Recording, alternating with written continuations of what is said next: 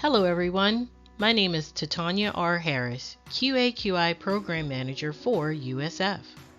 The USF Human Research Protection Program, or HRPP, has created general guidance videos to provide our USF and affiliated research community with guidance on a variety of IRB and BULLS IRB topics.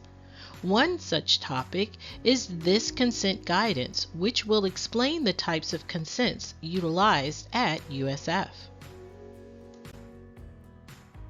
To start, we will speak on the importance of informed consent and research, informed consent process and procedures, electronic consent process and procedures, online consent process and procedures, and then close with consent resources.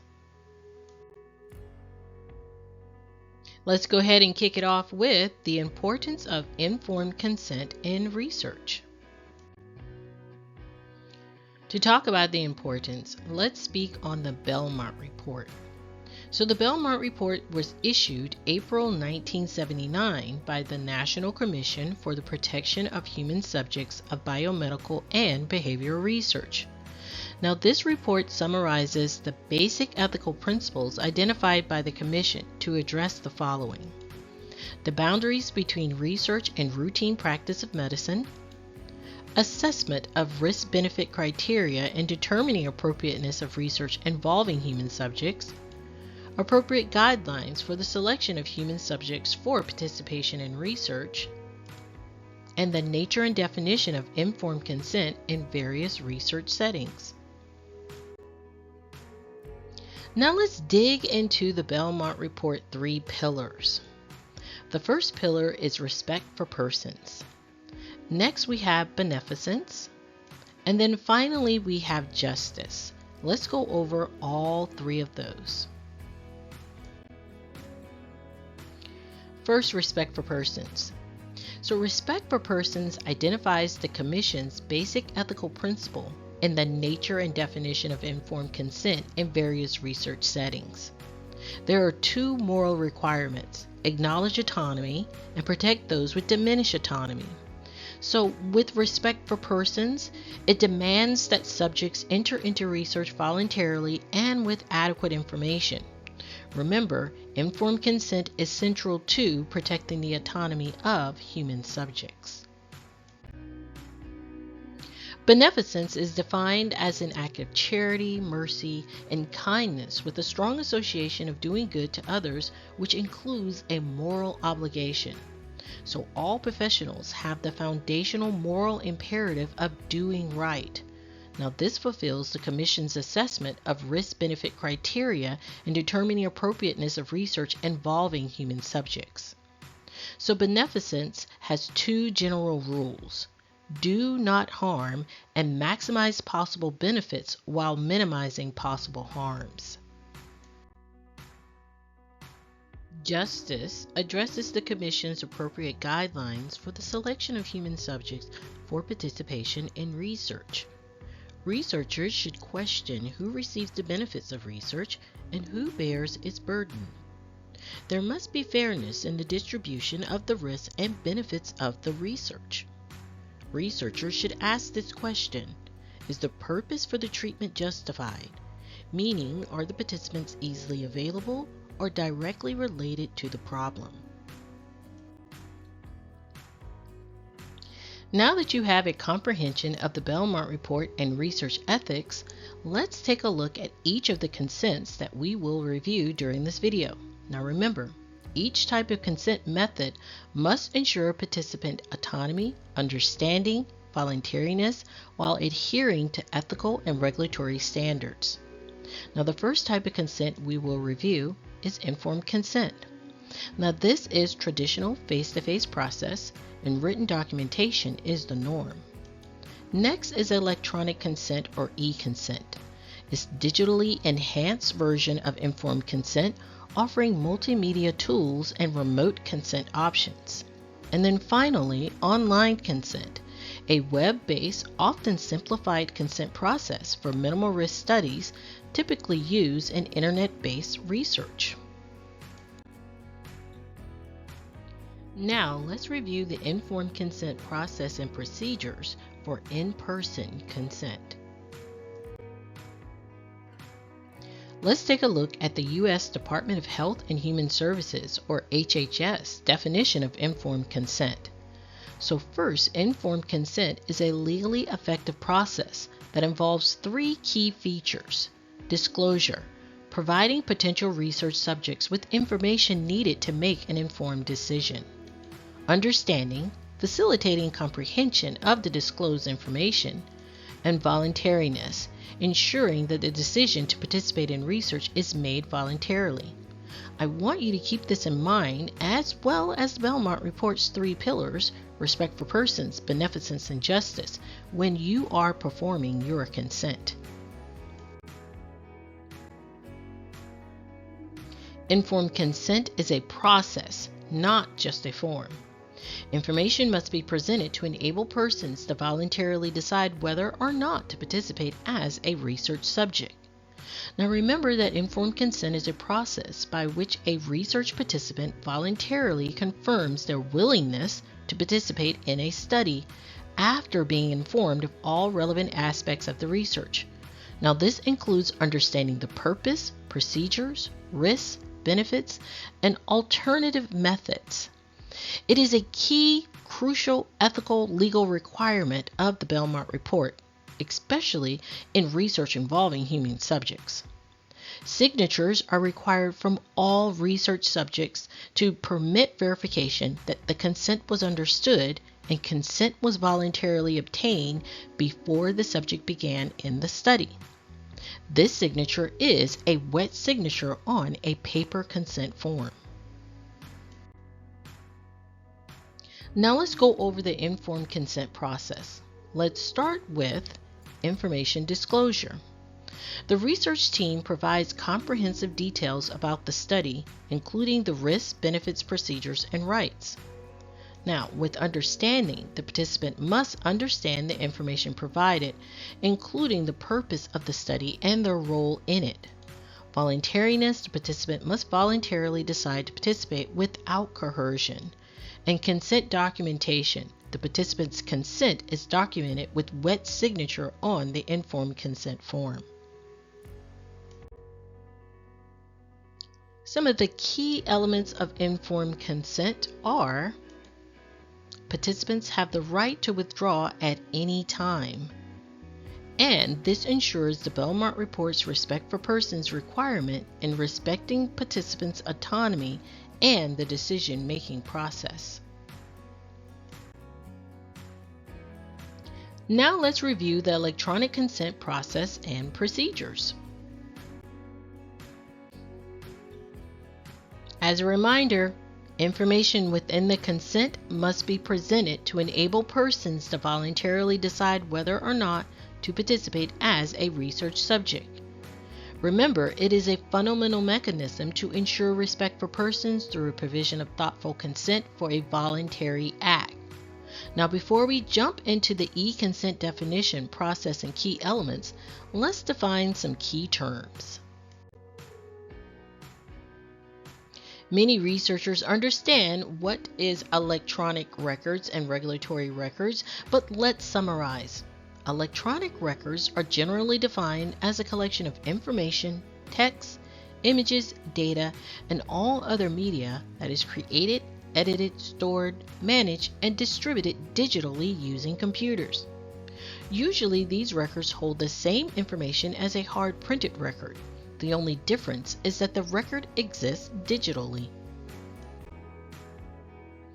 Electronic consent, or e-consent, is a digital version of the traditional informed consent process, where participants provide consent using an electronic system, such as tablets, computers, or smartphones. Now with e-consent, investigators will obtain informed consent with an electronic system instead of a paper consent form.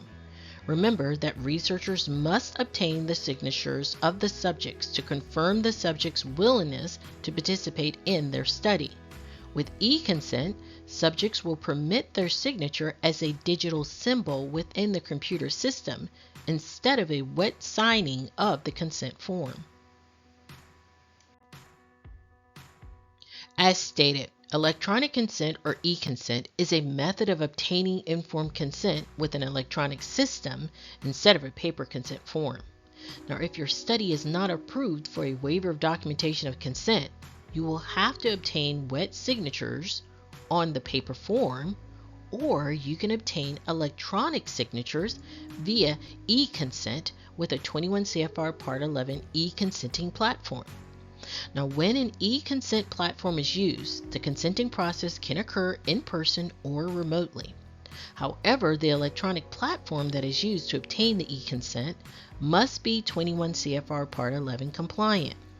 Now, examples of platforms that are 21 CFR Part 11 compliant are eFlorence for FDA studies and DocuSign for non-FDA studies.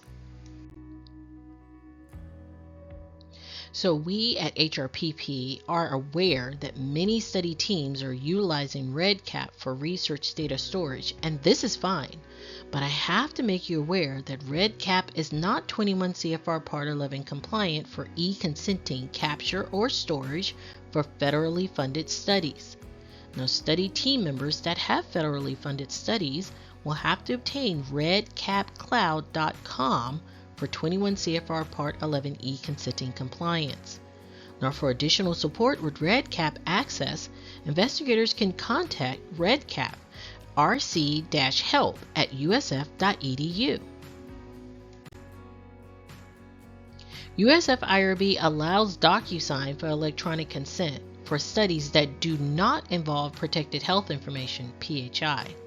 For studies that do involve PHI, currently the IRB will only allow REDCap for e-consent. Now, when the IRB approves a digital consent process and or a digital signature, the consent principles should still be followed unless detailed in the IRB approved protocol.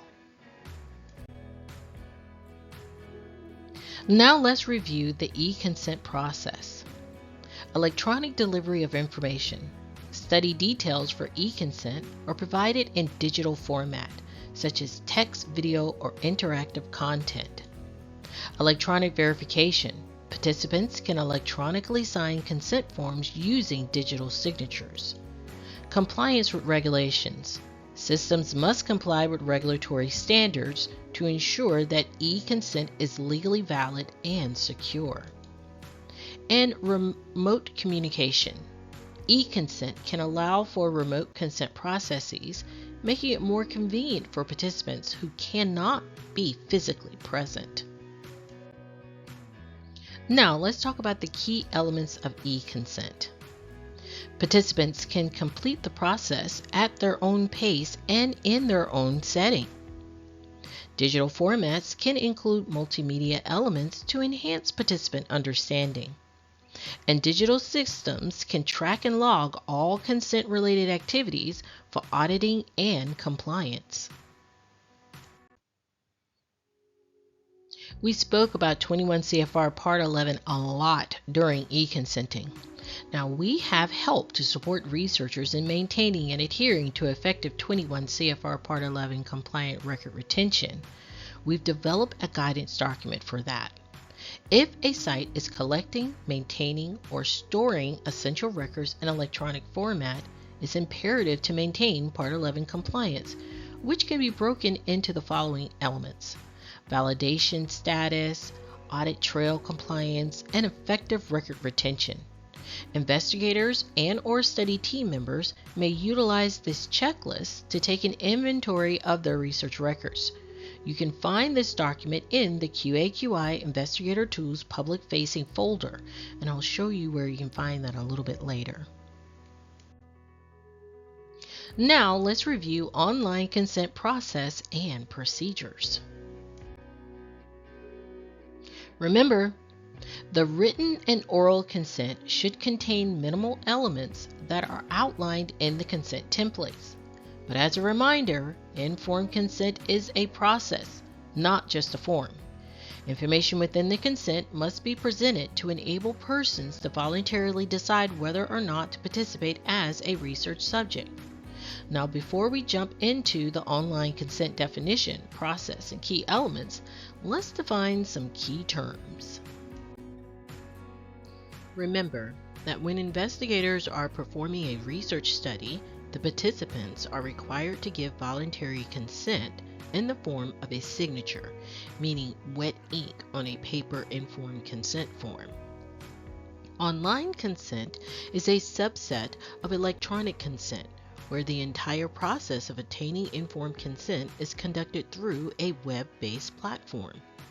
This is often used in studies involving minimal risk, such as online surveys or observational research. To obtain an online consent for online survey studies, investigators can obtain a waiver of documentation of consent from the IRB.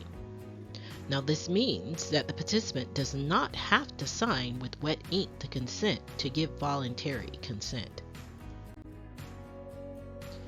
When requesting a waiver of online consent, investigators are required to justify why the wet signature is not necessary. For example, within the protocol, investigators could simply state that obtaining wet signatures is not possible because the study is virtual. Now, if the IRB approves this waiver, investigators can add a button tab at the end of the online consent survey, and participants will click the button tab instead of wet signing the consent. Now, if the study is not approved for a waiver of documentation of consent, the study team cannot use the button tab online consent option. They will have to obtain wet signatures, or they can obtain consent electronically with a 21 CFR Part 11 for e-consenting platform. If the requirement for written documentation of consent process has been waived by the IRB for online consent, investigators will obtain the current IRB-approved online consent, and participants are presented with that informed consent form online. Participants indicate their consent by clicking a checkbox or clicking a tab or submitting an electronic acknowledgement. And finally, there's no face-to-face interaction required, which allows participants from various locations to provide consent. Now, let's go over some consent key elements for online consent. It enables participants from geographically diverse populations, allows for easy access and participation from home, and online consent systems must include verification steps to ensure that participants fully understand the study and their rights. Now that you have a better understanding of the type of consents, let's go over some consent resources to help you.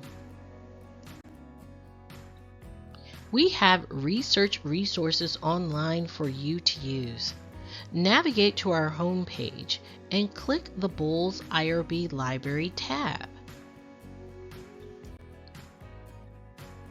In the Library tab, you will find 6 folders that will help you with consent processes and development. I want to show you the investigator manual that's located in the General folder.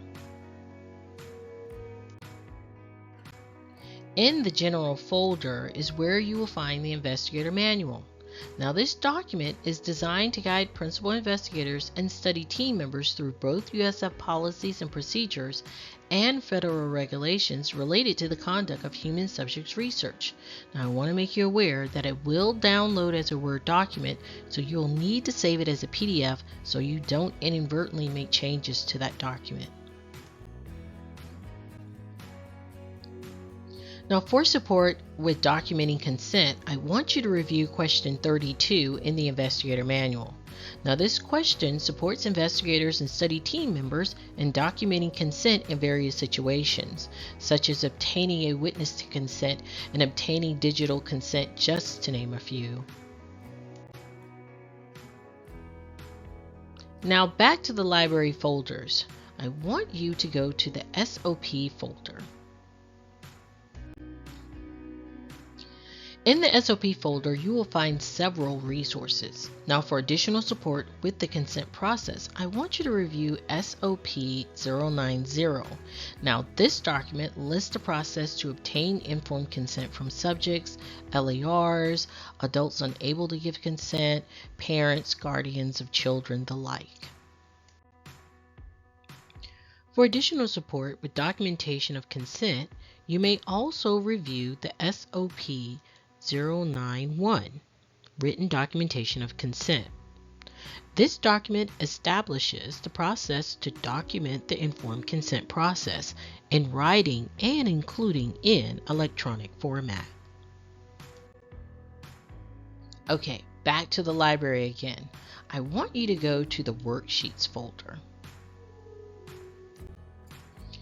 We're going to take a look at Worksheet 314, but note that all consent documents must contain all the required and all additional appropriate elements of informed consent.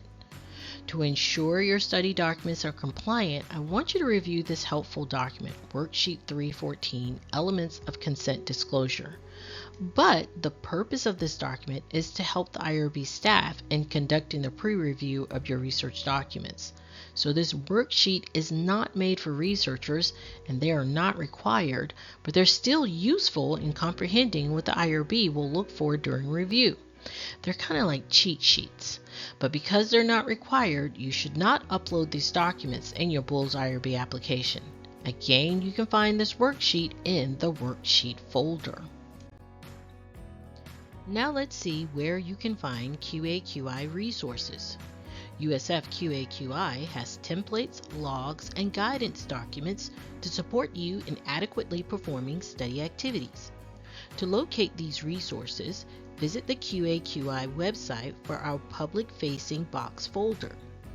When you are at the Investigator Tools public folder, you will navigate to the Research Tool and Templates folder.